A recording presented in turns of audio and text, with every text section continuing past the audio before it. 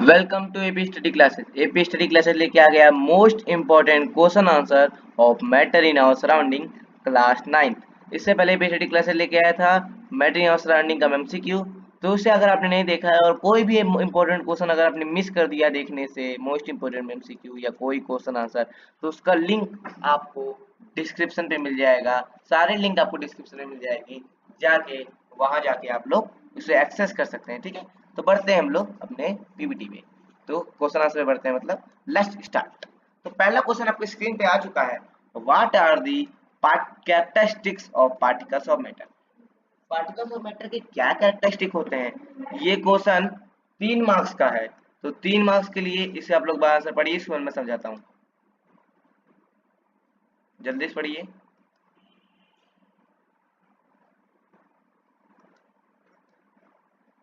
हाँ, तो आप लोग पढ़ लिए होंगे। तो 4 कैरेक्टरिस्टिक मैंने बताया, यहाँ पे 3 मार्क्स का है, तब भी 3 आप लिख देंगे इसमें से कोई, तब भी आपको नंबर पूरे मिलेंगे। तो पहला, particles of matter are very small. जो पार्टिकल्स ऑफ मैटर होते हैं बहुत ही स्मॉल रहते हैं। They have space between them. उन लोग के बीच में स्पेस रहती है। They are in constant motion, वो हमेशा चलते रहते हैं। और दे अट्रैक्ट ईच अदर। ठीक है, ये कैरेक्टरिस्टिक है। जिसको अगर कुछ नहीं समझ आ रहा तो उसको मैं बता दूं, मैंने एक वन शॉट डाला है मैटर और सराउंडिंग का, जिसकी लिंक भी मैं डिस्क्रिप्शन पे दे दे रहा हूँ। उस पे जाके एक बार आप लोग देख लीजिएगा। मैं 45 मिनट के अंदर मैंने पूरा चैप्टर को कवर किया है।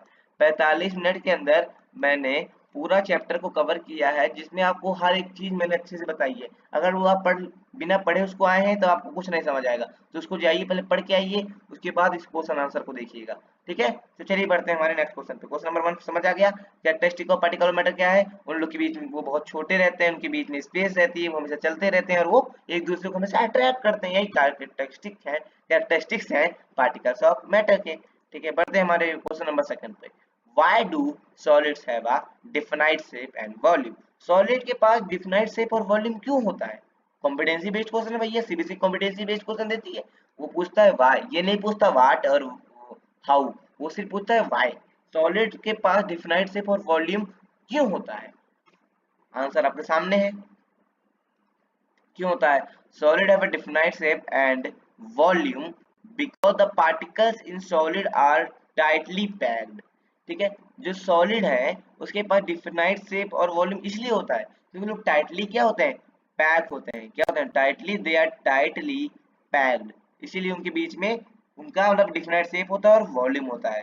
ठीक है, क्योंकि उनके जो पार्टिकल रहते हैं वो क्या होते हैं, टाइटली पैक होते हैं, और उनके बीच में strong intermolecular force of attraction होता है, जो उनके मूवमेंट को रोकता है, जिसकी वजह से उनकी डिफिनाइट शेप और डिफिनाइट वॉल्यूम रहता है।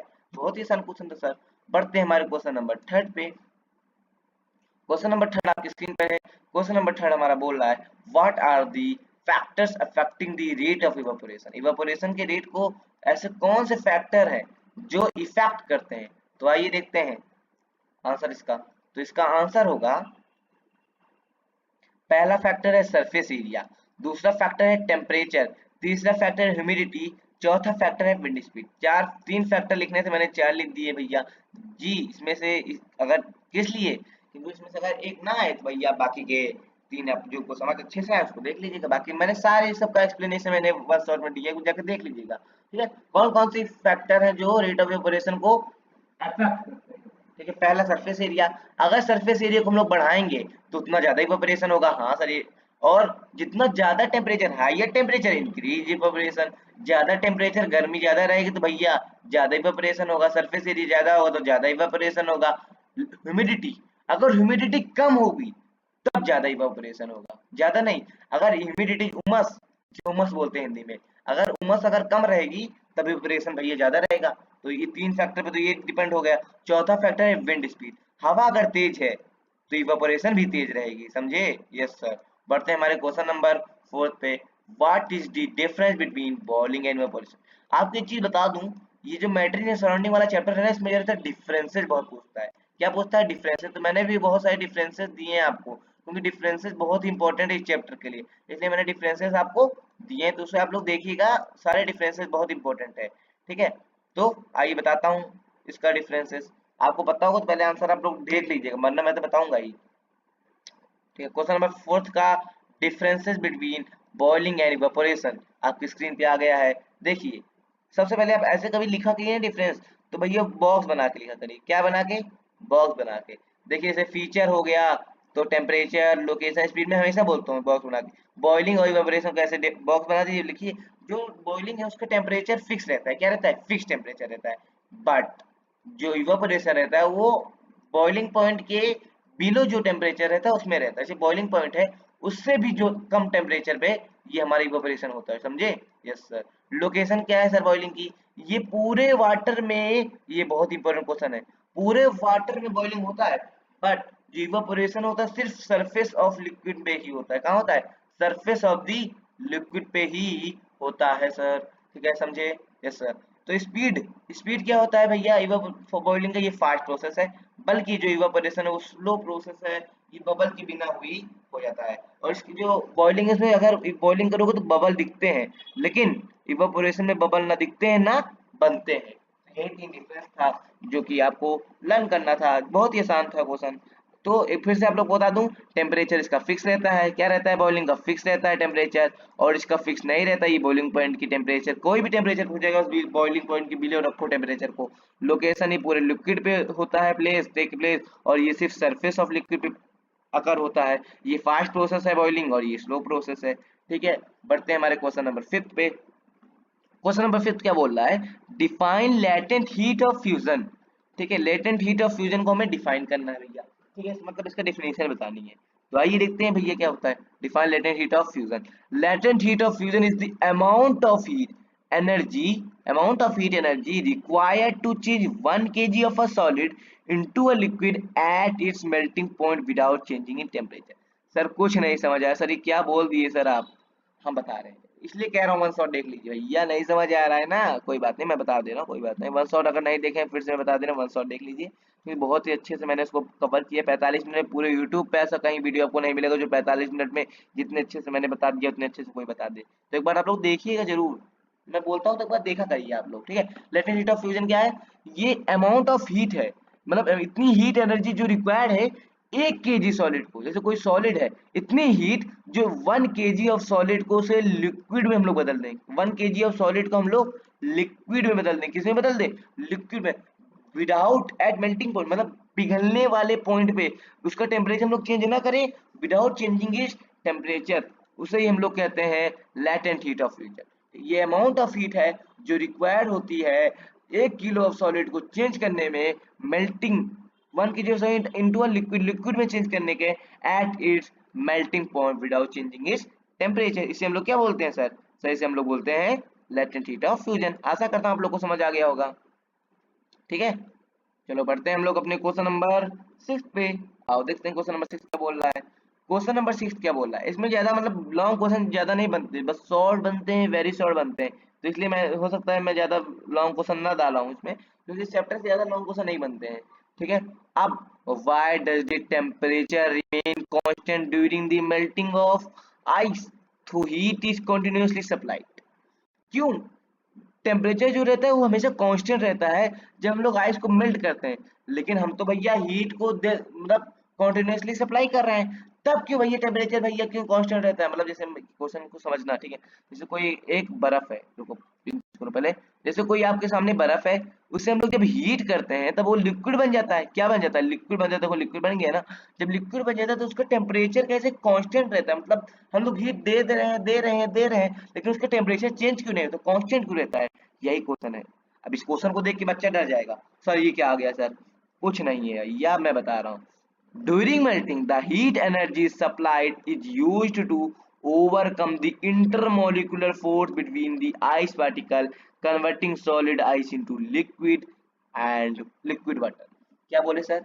मतलब मेल्टिंग करते समय, ड्यूरिंग मेल्टिंग मतलब जब हम लोग पिघलाते हैं आइस को, जो हीट एनर्जी हम लोग दे रहे हैं ना, वो टेम्परेचर चेंज करने के लिए नहीं आता, वो यूज होता है जिससे हम लोग इंटरमोलिकुलर फोर्स ऑफ अट्रैक्शन को हम लोग कम कर सकें, जिससे जो सॉलिड आइस है उसे हम लोग लिक्विड वाटर में बदल सकें। इस एनर्जी को हम लोग कहते हैं लेटेंट हीट ऑफ फ्यूजन। भैया अभी हमने डेफिनेशन पढ़ा, लेटेंट हीट ऑफ फ्यूजन बहुत ही इंपॉर्टेंट टॉपिक है, जल्दी से इसको याद कर लीजिएगा। बहुत इंपॉर्टेंट टॉपिक है, मैंने भी बताया था लेटेंट हीट ऑफ फ्यूजन। देखिए ये रहा ना, इससे पक्का इंपॉर्टेंट है, बहुत ही इंपॉर्टेंट है, वेरी इंपॉर्टेंट। आपके पेपर में आने की 99.9% है, 99.99% चांस है कि आपके पेपर में आएगा। तो इसीलिए लेटेंट हीट ऑफ फ्यूजन का अगर 2 क्वेश्चन आपको दिख गए मतलब बहुत ही ज्यादा ये इंपॉर्टेंट है, इसे आप लोग जरूर से पढ़िएगा। इसी हीट ऑफ एनर्जी को हम लोग क्या बोलते हैं, latent heat of energy. It does not increase the temperature, जिसकी वजह से टेम्परेचर इंक्रीज, अरे ये क्या हो रहा है यार, इरेज करो, टेम्परेचर इंक्रीज नहीं होता। सर एक बार और समझा दीजिए, सर एक बार और, सर एक बार और समझा दीजिए, सर आप तो कह रहे हैं बहुत इंपॉर्टेंट, सर एक बार और समझा दीजिए। ठीक है आइए समझाता हूँ।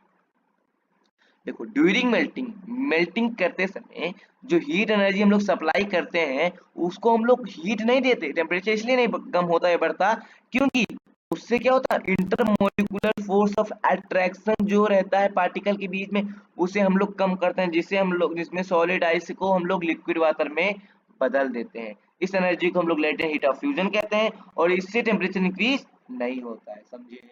Yes sir. क्वेश्चन नंबर 7 आपके स्क्रीन पे, इवापोरेशन भी बहुत इंपॉर्टेंट टॉपिक है, हर बार पेपर में आता है इसका क्वेश्चन। क्वेश्चन है why does evaporation cause cooling, give an example. Evaporation हमेशा कूलिंग कैसे, मतलब इवापोरेशन की वजह से कूलिंग क्यों होता है, एक एग्जांपल बताना तो। ठीक है भैया बताते हैं, आइए। During evaporation particles with higher kinetic energy escape from the surface of the liquid, lowering the average kinetic energy of the remaining particle. This result in cooling. For example, sweating cools the body as water evaporates from the sun. क्या बोल दिए sir, कुछ समझ नहीं आया sir, मैं समझाऊंगा, एक बार में नहीं 2 बार में समझाऊंगा। देखिए इवापोरेशन हमें कूलिंग क्यों होता है। अच्छा आपको कभी पसीना आया है, हाँ सर आया तो है पसीना। ठीक है, जब पसीना आता है उसके बाद जब से लाइट करके पसीना आया, उसके बाद जब अगर से मान लो पंखा चल गया, लाइट आ गई अचानक से, जब पंखा चलता है तो बहुत ठंडा ठंडा लगता है ना। हाँ सर लगता है, यही इसका एग्जाम्पल है। अब क्यों होता है सर ऐसा, बता रहा हूँ। इवापोरेशन जब होता है, जो पार्टिकल्स रहते हैं हाइयर काइनेटिक एनर्जी के, particles of higher kinetic energy surface से, सरफेस ऑफ लिक्विड से एस्केप मतलब भाग जाते हैं। क्या करते हैं, भाग जाते हैं, जिससे काइनेटिक एनर्जी जो रहती है लो हो जाती है। और जो बाकी पार्टिकल जो बचते हैं, बाकी तो भाग जाते हैं, बाकी जो बचते हैं उनकी काइनेटिक एनर्जी भैया लो हो जाती है। इसी की वजह से हमें ठंडा ठंडा लगता है, जैसे कि हमें जब पसीना आता है बॉडी हम लोग का इवेपोरेट हो जाता है स्किन से, इसीलिए समझे। Yes sir. Why does a gas fill the entire container in which it kept? जो हम लोग का गैस में कोई कंटेनर में हम लोग रखते हैं तो वो कैसे पूरा कंटेनर को भर लेता है। Why does a gas fill the entire container in which it is kept? आओ बताता हूँ कैसे भर लेता है। ठीक है, कैसे भर लेता है बताता हूँ। ठीक है, ये क्या आ गया भैया, स्क्वायर स्क्वायर कहाँ से आ जा रहा है। ठीक है आओ बताता हूँ। हाँ तो why does gas fill the inter which it kept, बता रहा हूँ। ठीक है, तो gas particle move randomly at high speed and have negligible intermolecular force allowing them to spread and fill the entire container. नहीं समझ आया ना, मैं समझा रहा हूँ। देखो जो गैस पार्टिकल रहते हैं बहुत तेज तेज स्पीड से भागते हैं, हाँ सर चलते हैं, ये हमने पढ़ा था। हाँ सर बहुत स्पीड से चलते हैं सर। और उनके पास इंटरमोलिकुलर फोर्स ऑफ अट्रैक्शन जानते हो बहुत कम होती है, जानते हो नहीं, जैसे यहाँ पर है तो एक यहाँ पर है तो एक यहाँ पर है। रुको मैं तुमको सर्कल ला के दिखा दूँ, देखो इसे ये सर्कल आ गया आपके सामने ना। तो जो इसमें का एक इंटरमोलिकुलर फोर्स ऑफ अट्रैक्शन, ये मतलब ऐसे ऐसे पार्टिकल रहते हैं, देखो दूर दूर रहते हैं एक दूसरे से, कहाँ कहाँ रहते हैं सर, दूर दूर रहते हैं। इसीलिए इसीलिए ये बहुत तेज तेज भागते हैं और बहुत दूर दूर रहते हैं उनके इंटरमोलिकुलर फोर्स ऑफ अट्रैक्शन ना। इससे क्या होता है, इससे ये लोग पूरे इस कंटेनर में स्प्रेड हो जाते हैं, फैल जाते हैं, पूरे कंटेनर में स्प्रेड हो जाते हैं, समझे। यस सर, क्योंकि देखो इंटरमोलिकुलर फोर्स ऑफ अट्रैक्शन इनका बहुत कम कम रहता है और ये लोग बहुत हाई स्पीड पे मूव करते हैं। और जब ऐसा होता है इन दोनों वजह से ये लोग पूरे कंटेनर में स्प्रेड हो जाते हैं, जिससे ये बहुत तेज तेज मतलब जिस कंटेनर में भरे रहते हैं उसका पूरा कंटेनर को फिल कर देते हैं, समझे। Yes sir. क्वेश्चन नंबर 9 आपकी स्क्रीन पे है। Differentiate between solid liquid and gas based on the shape and volume. Solid liquid और गैस के बीच में डिफरेंस मैंने बताया था सर, डिफरेंस का क्वेश्चन बहुत ही ज्यादा आता है। क्वेश्चन नंबर 10 पे मैंने डिफरेंस वाला दिया। ठीक है, 3 क्वेश्चन मैंने डिफरेंस का करवाया, मतलब समझ लो इससे डिफरेंस वाले क्वेश्चन कितने ज्यादा आते हैं। ठीक है, तो तीसरा इंपॉर्टेंट क्वेश्चन आपके स्क्रीन पे है, differentiate between solid liquid gas based on shape and volume. किसी को पता है ये, कुछ बता सकते हो तुम लोग इसके बारे में। हाँ सर बहुत ही आसान है तो ना, बता लोगे ना। हाँ सर बता तो लेंगे, तो बताओ बताओ। पहले मैंने बताया था बॉक्स बना लीजिए, क्या बना लीजिए, बॉक्स बना लीजिए कि ये तो बॉक्स जब बना लेंगे आप तो ऐसा कर लीजिएगा, फीचर लिख दीजिएगा, सॉलिड लिख दीजिएगा, लिक्विड और गैस।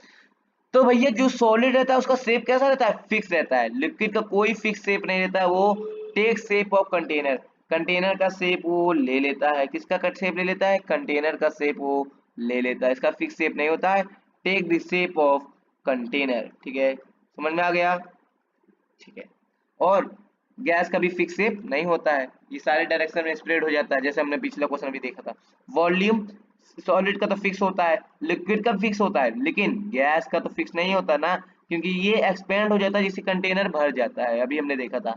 पार्टिकल का अरेंजमेंट कैसे रहता है, ये क्लोजली पैक्ड होते हैं, रिगिड अरेंजमेंट रहता है इनका। ये लूजली पैक होते हैं जिसकी वजह से फ्लो हो जाता है लिक्विड। और जो गैस रहते हैं very far apart move freely, ये भैया फ्री वाले आदमी, भैया फ्री अपना भैया आराम से फ्री में घूमते हैं, ठीक है। इसके आगे अगर एक और डिफरेंस अगर आपको देना है तो इन सबका एग्जांपल दे दीजिएगा। सॉलिड का एग्जांपल गोल्ड हो गया, लिक्विड का एग्जांपल भैया H2O हो गया, गैस के एग्जांपल ऑक्सीजन हो गया। एग्जांपल दे दीजिएगा एक एक करके, ये भी हो गया। चार डिफरेंस मैंने बता दिया आप लोग को। लास्ट क्वेश्चन आज का, what are the name of changing solid to gas, gas to solid, gas to liquid, liquid to gas and solid to gas? Give example। ये डिफरेंस वाला क्वेश्चन नहीं, मैं सोचा डिफरेंस वाला है, बट डिफरेंस वाला नहीं मतलब उसी की टाइप का है, तो उसको आप लोग इसको भी बॉक्स बनाई करिएगा। बहुत बच्चों को क्वेश्चन ही नहीं समझ आया होगा। क्या है ना, उसे हम लोग क्या बोलते हैं जिसमें हम लोग सॉलिड से गैस में बदले, हम लोग गैस से सॉलिड में बदले, हम लोग गैस से लिक्विड में बदले, हम लोग लिक्विड टू गैस में बदले, हम लोग एंड सॉलिड टू गैस बदले। आओ बताता हूँ, यही है, सॉलिड टू गैस बदलें, गैस टू लिक्विड बदलें। तो सॉलिड से अगर लिक्विड हम लोग बदलते हैं, उस प्रोसेस को क्या बोलते हैं, हम लोग बोलते हैं मेल्टिंग। क्या बोलते हैं, मेल्टिंग। एग्जांपल के लिए एग्जांपल भी देना था ना, आइस मेल्ट इनटू वाटर, ये एग्जांपल है। लिक्विड को गैस में अगर बदल रहे हैं तो क्या बोलते हैं, इवेपोरेशन कहते हैं। उसे हम एग्जांपल क्या है, वाटर इवेपोरेट्स हो जाता है स्टीम करने पे। गैस को लिक्विड में अगर बदले उसे क्या बोलते हैं, कंडेंसेशन। क्या बोलते हैं, कंडेंसेशन। इसका एग्जांपल क्या है, steam turning into water droplet. Steam जो रहता है वो ड्रॉप वाटर ड्रॉपलेट में अगर चेंज हो जाता है, वही भैया हमारा एग्जांपल है। और लास्ट, सॉलिड अगर गैस में बदल जाए विदाउट गोइंग इनटू लिक्विड, उसे हम लोग बोलते हैं सब्लिमेशन। याद है जो जो पढ़ा है, हाँ सर। इसे है कैंपर, कैंपर मतलब कपूर, कपूर को जलाते हैं तो डायरेक्टिव सॉलिड से गैस में बदल जाता है, समझे। Yes sir. तो हो गया खत्म, हाँ हो गया सर। हाँ, हमने 10 इंपॉर्टेंट क्वेश्चन हमने देख लिए हैं। तो ग्रेट वर्क, आप लोग बहुत ही अच्छा कर रहे हैं। आपको ये सेक्शन कैसा लगा जरूर बताइएगा, और हमारी मेहनत पे आप लोग थोड़ा सा मदद करिएगा by like and subscribe our channel. बाकी के लिए साइन अप करते हैं। बहुत बहुत धन्यवाद। अगर आप चैनल पर नए हैं तो सब्सक्राइब कर दीजिएगा। और अगर आप वीडियो को देख चुके हैं तो लाइक जरूर कर दीजिएगा। और अगर आपको कोई भी डाउट हो चैप्टर के रिलेटेड, कमेंट्स में बेहिचक पूछिएगा, मैं उसका आंसर देने की कोशिश जरूर करूंगा। ठीक है, मिलते हैं बाद में। सेल वाले चैप्टर अगला हम लोग, हाँ इसको डिस्कस किए ही नहीं यार, हम लोग भूल गए थे। रुको रुको रुको रुको रुको रुको, अगला चैप्टर हम लोग सेल पे बना रहे हैं, सेल का एमसीक्यू, उसके बाद सेल के क्वेश्चन आंसर हम लोग करेंगे, ठीक है।